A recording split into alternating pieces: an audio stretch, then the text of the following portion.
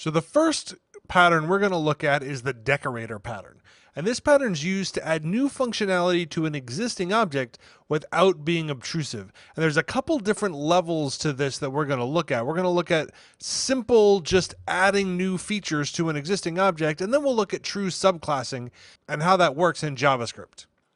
Now, one of the things we're going to talk about here is more complete inheritance, so how I can actually fully inherit an object in JavaScript, which is a little bit different than how you would do it in .NET or Java.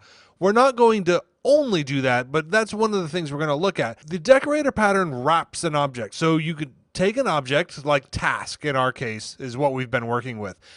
Object already works, and so I want to protect the existing object because it's there and it's used everywhere in our application. I want to add some functionality, or I want to wrap that functionality with some additional features that weren't there before without having to change task itself. And so what we're going to look at is we're going to look at a couple of different ways to add what we would call an urgent task. So something with a notify method or a deadline or something like that, so that we can create a new decorated task that's not going to change the way task works itself.